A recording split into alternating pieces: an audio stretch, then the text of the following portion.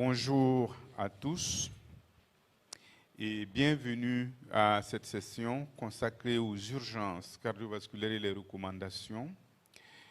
Je remercie le comité d'organisation pour avoir identifié justement cette session, tant les urgences sont capitales dans notre pratique quotidienne. Alors, pour modérer cette session, je suis avec le professeur de neurologie Calix Kouaté et le docteur Djebet qui est cardiologue. Donc nous avons deux orateurs.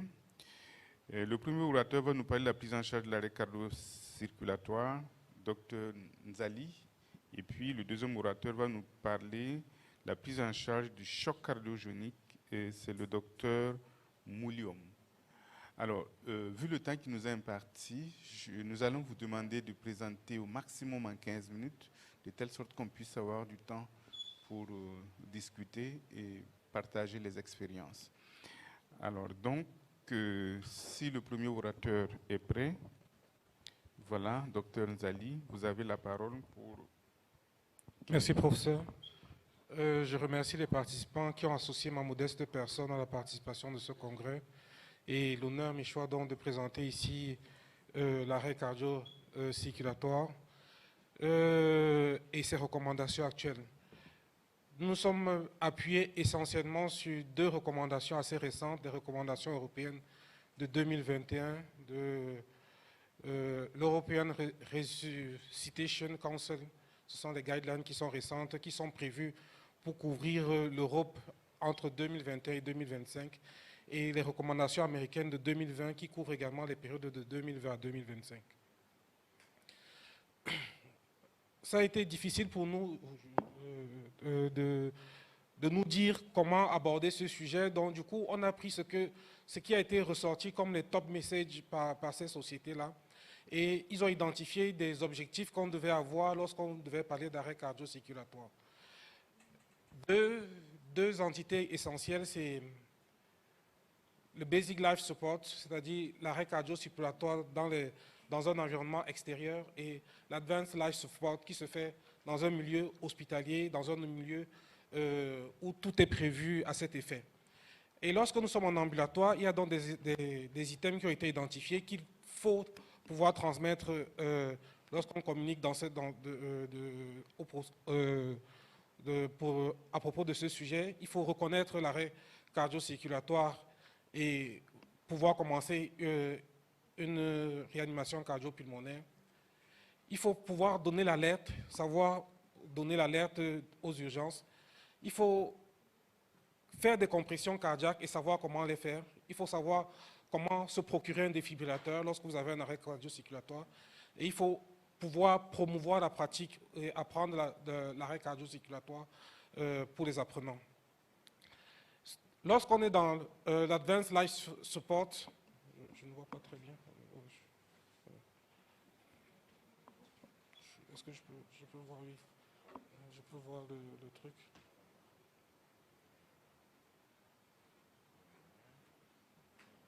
Encore.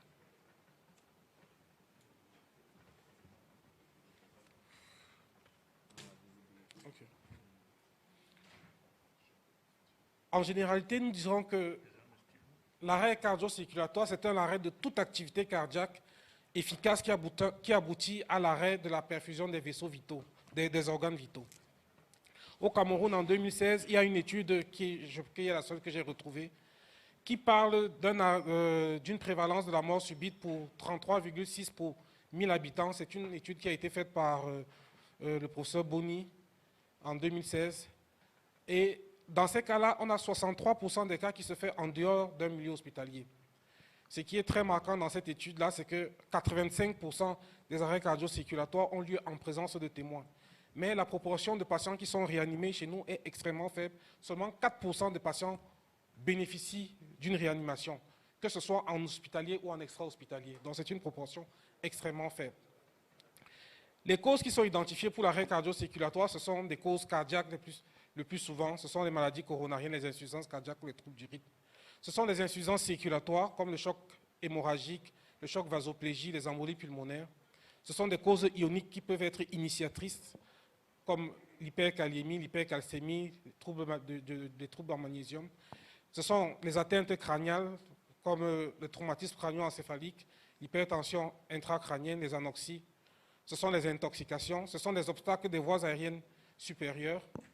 Ce sont des troubles de l'hémostase où l'arrêt cardio-circulatoire peut être secondaire à des causes accidentelles telles que les intoxications, l'électrocution, la noyade ou l'hypothermie.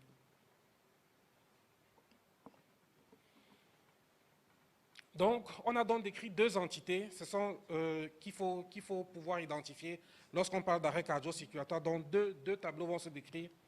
Sommes-nous, dans la vie de tous les jours, en milieu non hospitalier? À ce moment-là, il est recommandé, et on va vous décrire ce qu'on appelle le Basic Life Support. Qu'est-ce que sont les gestes qu'il faut faire pour pouvoir sauver la personne qui subit un arrêt cardiaque et lorsque nous sommes en présence? J'ai reporté ici un schéma qui revient des recommandations américaines, qui donne en image de façon assez explicite les étapes qui sont celles que nous devons avoir. Premièrement, il faut appeler peut-être du secours, le SAMU, appeler de l'aide, commencer le massage cardiaque sans délai. Dès qu'on a appelé de l'aide, une personne autour de soi, on appelle le SAMU, il faut commencer le massage cardiaque. Disposer le défibrillateur et le brancher dès qu'il est disponible. Une prise en charge du SAMU doit se faire pendant que le massage a commencé par l'opérateur ou les opérateurs qui étaient sur place. Il faut que ce patient-là soit après transféré dans un milieu médicalisé. Et c'est ce qu'ils appellent donc la ligne de vie. C'est ce qui permet d'augmenter la survie chez ces patients-là. En milieu hospitalier, le cas est un peu différent parce qu'il y a des mesures qui surviennent avant. C'est-à-dire, il convient au personnel médical ou à la structure de santé d'identifier avant les éléments ou les facteurs ou les patients qui sont susceptibles d'avoir un arrêt et de trouver des conditions pour les mettre dans des milieux sécurisés afin que cela soit pris en charge si jamais cela arrivait. Le deuxième temps, c'est également l'appel à l'aide. Dès que vous avez constaté un arrêt, que ce soit dans une chambre, dans un ascenseur ou dans un lieu de consultation, il faut débuter le massage cardiaque sans délai parce que c'est le massage cardiaque qui permet d'augmenter la survie. Le défibrillateur, les endroits de défibrillateur dans les centres hospitaliers doivent être clairement identifiés. L'hospitalisation suit et ça, c'est la ligne de survie pour les patients qui sont en milieu hospitalier. Il convient donc, pour commencer dans le Basic Life Support, de permettre que chacun puisse reconnaître quand est-ce qu'on parle d'arrêt cardio-circulatoire et ainsi donc de débuter sans délai la réanimation cardio-pulmonaire. Toute personne qui ne répond pas et donc la respiration semble absente ou anormale doit être considérée comme faisant un arrêt cardio-circulatoire. Si la respiration est lente ou stridorieuse ou laborieuse, elle doit être considérée comme ayant un signe d'arrêt cardio-circulatoire. Si c'est une personne, par exemple, qui a fait de la convulsion et qu'on se retrouve après un épisode de convulsion, il faut attendre que il faut laisser 2 minutes, par exemple, après cette période de convulsion et réévaluer le patient. Si le patient ne répond pas, s'il ne respire pas ou si cette respiration est anormale, il faut commencer sans délai la réanimation cardio-pulmonaire. Il faut alerter les services d'urgence lorsqu'on se trouve à l'extérieur. Et au Cameroun, le numéro des urgences que j'ai trouvé en Europe, c'est le 112. Chez nous, on nous a donné un numéro un peu compliqué, le 699, 93, 41, 69. Je ne sais pas s'il est possible de se rappeler de ce numéro en position en situation d'arrêt, en situation d'urgence. Mais le numéro de la gendarmerie, il est plus facile. Le 13 et le 113, la police le 17, les pompiers le 18. Ce sont des gens ce sont des personnes ressources qui permettent qui peuvent vous aider pendant que la réanimation est commencée, de faire venir du secours derrière. J'ai identifié quelques systèmes qui sont aujourd'hui et qui font parler de.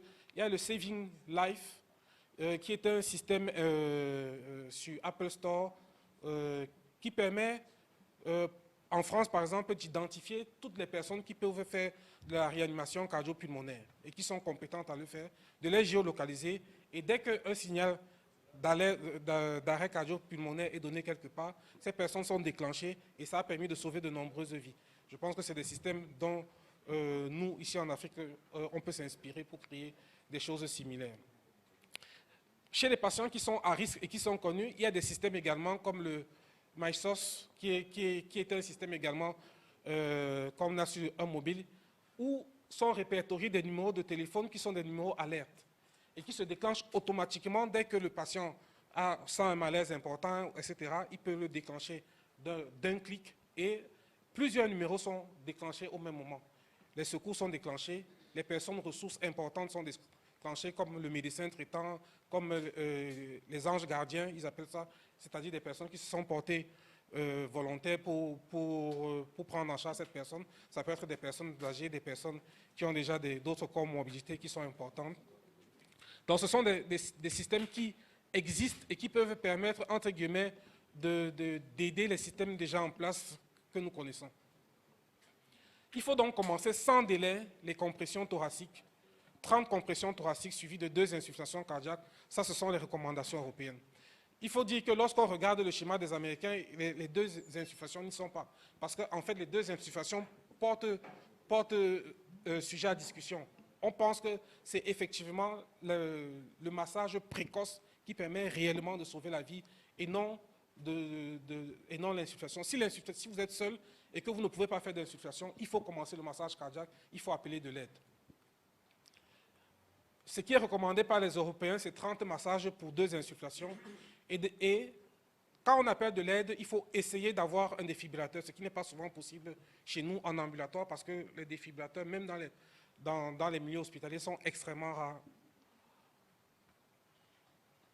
Et dès que le défibrillateur arrive, il faut le mettre et suivre les instructions du défibrillateur. En Europe, ce sont des défibrillateurs semi-automatiques qui donnent des instructions au fur et à mesure aux patients qui sont en train de faire de la réanimation.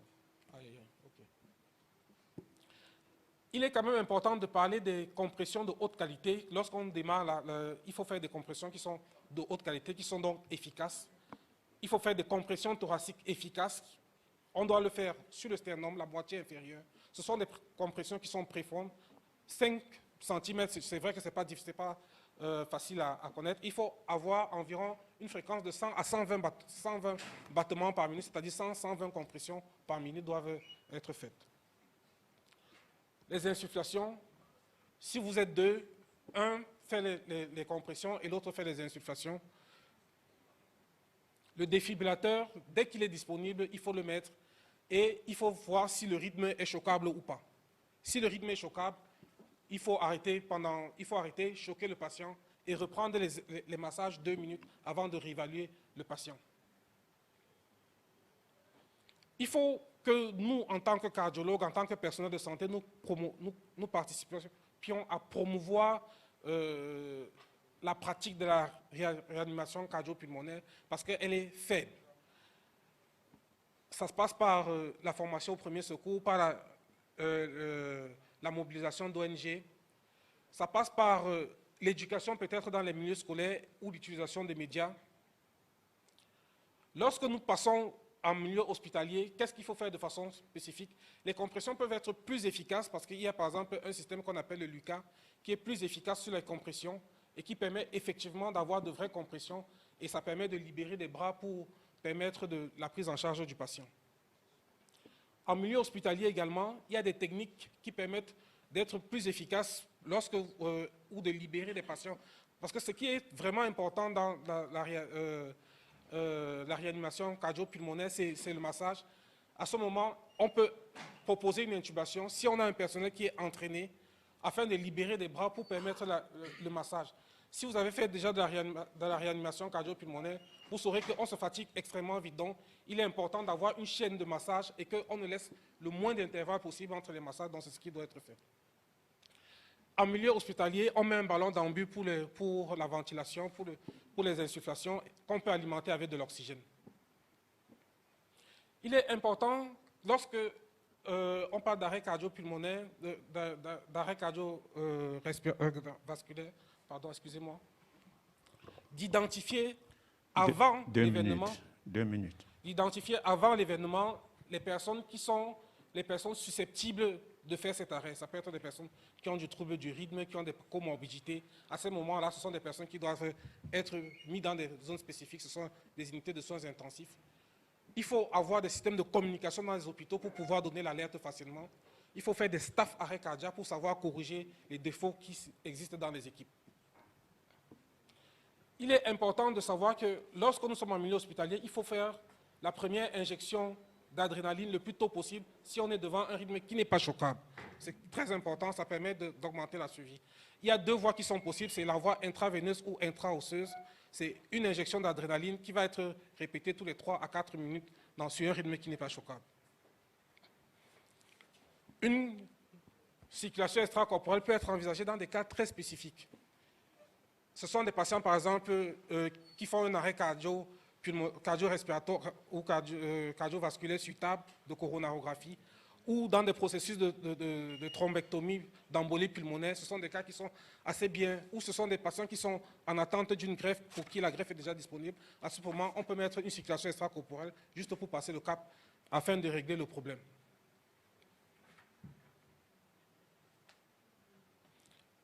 Un mot sur le défibrillateur externe qu'on utilise en milieu hospitalier.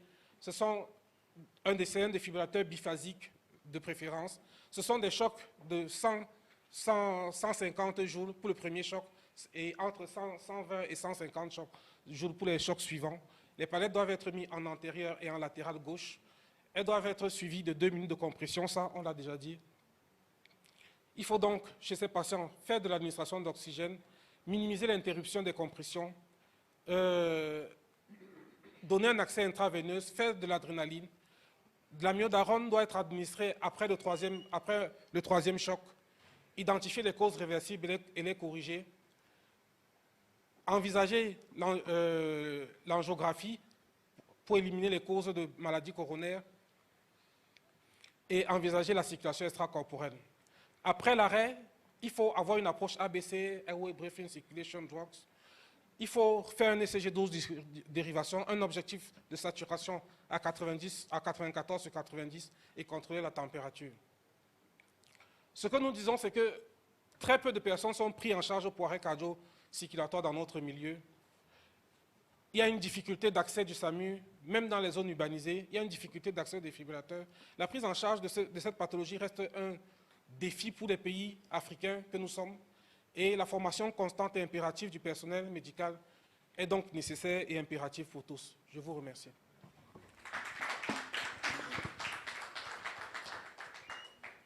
Merci, Dr Nzali, pour votre présentation. Nous allons prendre quelques questions avant de passer à la prochaine présentation. Donc, si vous avez une question, levez la main et posez votre question en vous présentant, bien sûr. Est-ce qu'il y a un micro dans la salle, s'il vous plaît? Hôtesse? Un micro?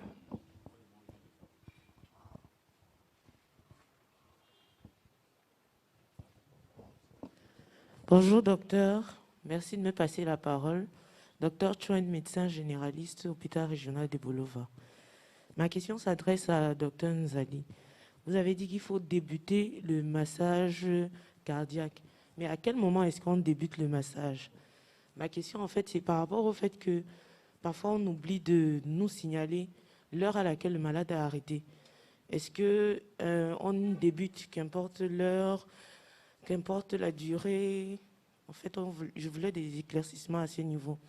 La deuxième chose, c'était par rapport au numéro de service des urgences médicales que vous avez donné. Vous avez donné le 699 93 41 69. Mais apparemment, il nous a été dit, selon les nouvelles recommandations, que le 1510 est également un numéro que nous pouvons appeler pour les urgences de santé publique et c'est eux qui nous réorientent. Bon, je voulais savoir si c'était vrai ou pas. Autre question, une deuxième question. Merci docteur Zali pour votre présentation. Je suis le docteur Nancy Aïcha, médecin généraliste. J'aimerais savoir comment savoir alors si le rythme est choquable ou pas. Et en ce qui concerne l'utilisation de l'adrénaline, quand est-ce qu'on doit la stopper pour penser par exemple à la noradrénaline? Merci beaucoup. On prend une troisième question avant les réponses, s'il y en a. Non. Alors, Dr Nzali.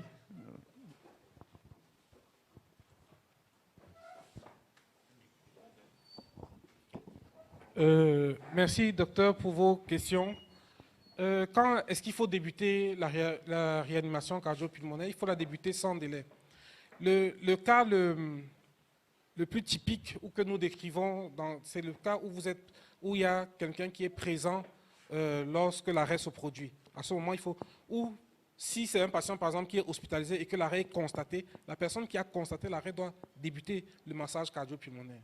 Et c'est la précocité entre le temps d'arrêt et ce massage-là qui détermine, en fait, qui augmente les chances de survie. Donc, on sait qu'au-delà de 3 minutes, on a déjà des lésions cérébrales. Donc, dès que vous constatez que l'arrêt, généralement, ce que nous on fait dans nos hôpitaux, comme il n'y a pas souvent les hôpitaux, on crie très fort et puis quelqu'un vient. Et pendant ce temps, il faut commencer déjà le massage en même temps. Parce que c'est ça qui va faire la différence. Parfois, on ne sait pas, mais il faut au moins tenter le massage cardio-pulmonaire. Et s'il ne marche pas, on saura qu'on a fait peut-être que le délai était tout simplement trop long. Pour le numéro des urgences, moi, j'ai essayé de regarder sur Internet, sur plusieurs. Je ne connaissais pas le 1510. Donc, merci de me l'apprendre. Je ne connaissais pas le 1510. Donc, j'ai vu ce numéro-là. Donc, on va essayer de le noter pour les prochaines présentations.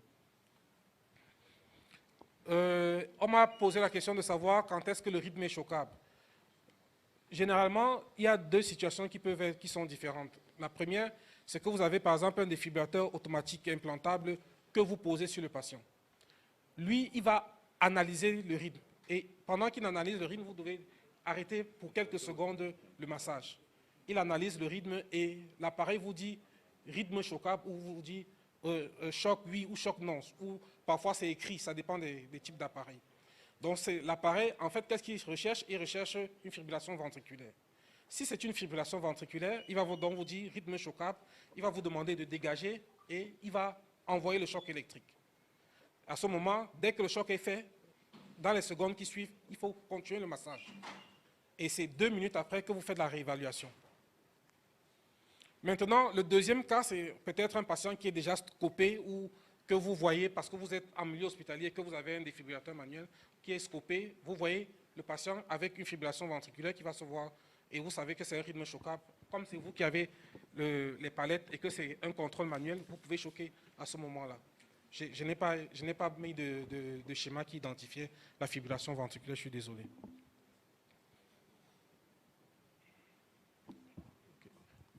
La dernière question. Ah oui, quand est-ce qu'il faut passer à la noradrénaline? Lorsqu'on fait l'arrêt cardio-pulmonaire, c'est l'adrénaline qui est le médicament indiqué. Et il faut le faire soit en intraveineux, soit en intraosseux. Donc, et c'est ce médicament-là, la suite qu'on donne à ça, c'est-à-dire le passage à soins intensifs, ça c'est mon confrère qui va en parler. À ce moment, ça devient un passage de soins intensifs qui est en état de choc ou voilà. On prend les ABC, on voit les drogues qu'il faut lui administrer et on choisit en fonction. Mais pour nous, c'est de rétablir un rythme cardiaque et une reprise de conscience si c'est possible. Merci, Dr Nzali.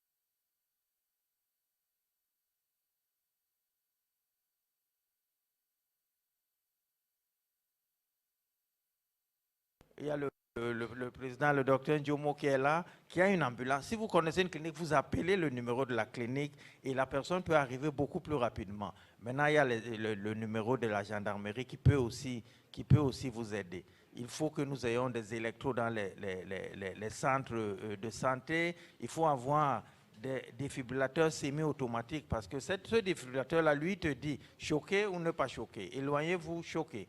Maintenant, on n'a pas toujours ça. Donc, vraiment, je souhaite beaucoup de courage à tous ceux qui font du SAMU ou alors de la réanimation cardio-pulmonaire dans des environnements avec des faibles ressources comme les nôtres. Mais on arrive à sauver des gens. On arrive à sauver des gens en étant vigilants. C'est bon. OK. Vous vouliez intervenir ou vous pouvez intervenir après ou si c'est 2 minutes. Bon, oui. le temps que le docteur Mouliam s'installe. Je disais, le massage, c'est ça qui sauve. Dès que l'arrêt est constaté, masser. J'ai eu cette discussion-là quand j'étais au DU des soins intensifs et effectivement, les stratégies avant, c'était de vraiment regarder ce qu'il y a autour, etc. Mais il faut, je pense que le message qu'on essaie de dire aux gens, c'est dès que vous constatez un arrêt, massez. Après, si vous vous êtes trompé, le gars, il va sauter, il va se réveiller. Mais il faut masser. Et souvent, ça suffit à relancer le cœur. Et à ce moment-là, on peut aller sur une stratégie ABC, Airway Breathing Circulation. Mais dès qu'on voit qu'il ne respire pas, il a tourné de l'œil, il est tombé, on masse d'abord. Et après, s'il se réveille, on voit, oui, les voies sont libres, etc. OK, je l'introduis.